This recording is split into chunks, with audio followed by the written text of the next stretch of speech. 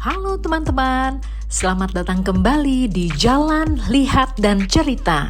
Di bagian ketiga ini kita masih membahas tentang tokoh-tokoh yang mempunyai peran penting di masa kejayaan Kerajaan Majapahit.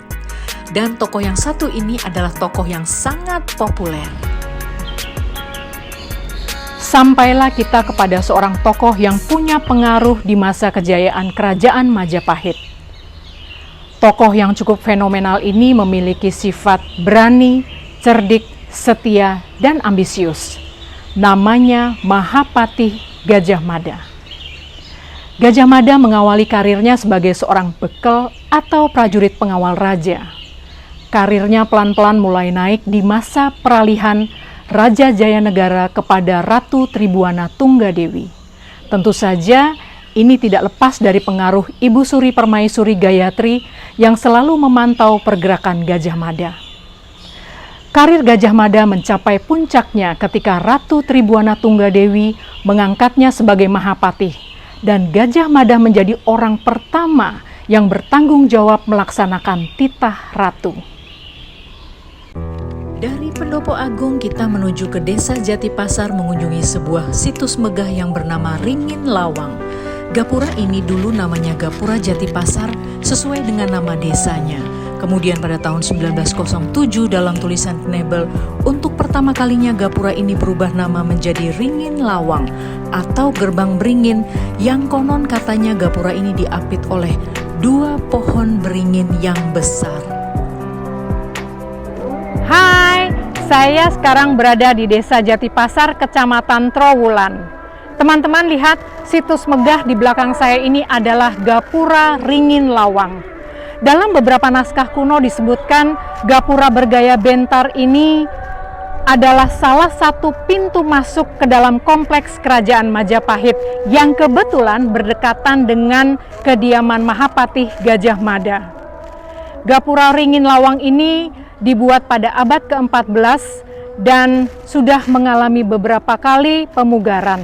Seperti yang kita lihat, di sini ada batu penyangga yang menyangga fondasi yang hampir roboh.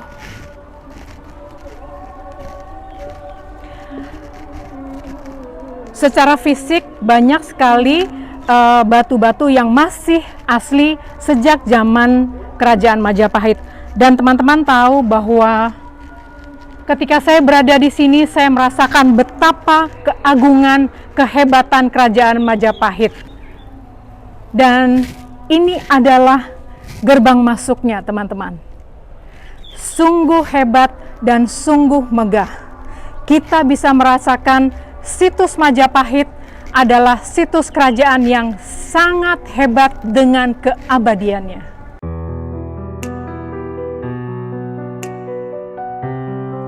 Dari Ringin Lawang kita menuju ke sebuah petilasan seorang tokoh yang di masa pemerintahannya tidak pernah lepas dari sepak terjang Mahapatih Gajah Mada.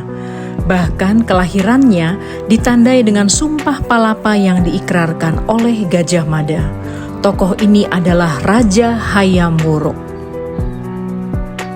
Kita sedikit mundur ke belakangnya, teman-teman. Di masa kejayaan Kerajaan Majapahit di bawah Ratu Tribuana Tunggadewi, karir politik Gajah Mada semakin bersinar. Kesetiaannya dalam mendampingi Ratu tidak perlu diragukan lagi. Ratu Tribuana Tunggadewi memiliki ambisi besar untuk memperluas Kerajaan Majapahit. Ambisi ini tentu didukung oleh Mahapatih Gajah Mada.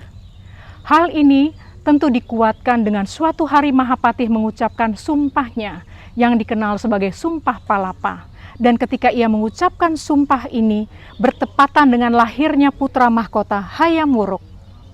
Sejak kecil Hayam Wuruk melihat sepak terjang ibunya Tribuana Tunggadewi memimpin Majapahit. Ketika Hayam Wuruk beranjak dewasa, Ibu Suri Permaisuri Gayatri meninggal dunia. Hal ini memukul perasaan Tribuana Tunggadewi yang akhirnya memutuskan untuk turun tahta kerajaan ratu dan melantik putra mahkota Hayam Wuruk menjadi Raja Kerajaan Majapahit. Nah, gimana teman-teman? Setelah kita membahas 2 tokoh yang hebat tadi, tentu kisah Kerajaan Majapahit ini menjadi semakin menarik kan? Sekarang Yuk kita menuju situs lain yang gak kalah uniknya. Namanya Candi Tikus.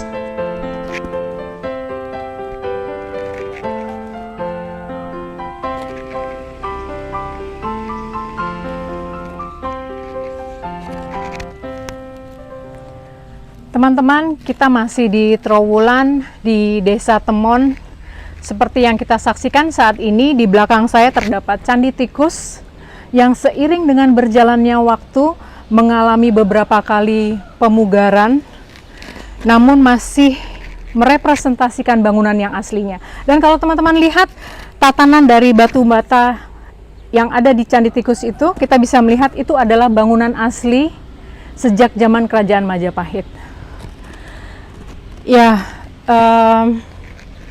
seperti yang kita tahu, di sekeliling Candi Tikus terdapat taman yang memang ditata dengan rapi, terdapat bunga-bunga dan sangat bersih. Saya sangat mengapresiasi masyarakat setempat dan pemerintah yang begitu menghargai peninggalan sejarah, situs sejarah Majapahit dengan sangat baik. Dan seperti teman-teman tahu, peninggalan Majapahit dan situs sejarahnya sangat mengagumkan. Kita sudah ke candi-candi yang lain dan saat ini kita di Candi Tikus. Sekali lagi, sangat mengagumkan dan saya sangat bangga bisa berada di Candi Tikus saat ini dan melihat kemegahannya. Pada tahun 1914, Bupati Mojokerto R.A.A. Kromojoyo Adinegoro memerintahkan para aparat desa untuk membasmi hama tikus yang sangat mengganggu pertanian padi petani di desa Trowulan.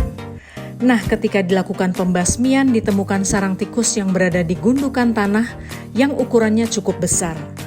Melihat hal itu, maka Bupati kemudian memerintahkan untuk membongkar gundukan tanah tersebut dan hasilnya sangat mengejutkan. Dalam gundukan tersebut terdapat sebuah bangunan candi. Pembasmian kemudian dihentikan namun dilanjutkan dengan penggalian situs candi tersebut. Dan memang benar, ketika penggalian dilakukan secara masif, terlihat bangunan candi yang kemudian menurut para arkeolog dan sejarawan, candi tersebut adalah tempat pemujaan dan pemandian para putri kerajaan. Selain itu, candi tersebut merupakan fasilitas instalasi air atau sistem irigasi pada saat itu. Oke teman-teman, demikianlah perjalanan kita di bagian ketiga tentang Kerajaan Majapahit. Kita sudah membahas tentang tokoh dan situs-situs yang hebat. Dan di bagian selanjutnya kita akan membahas tentang serba-serbi perjalanan ke Desa Trowulan yang tentunya masih bernuansa cerita Kerajaan Majapahit. Tetap bersama saya Jeki dalam Jalan, Lihat, dan Cerita.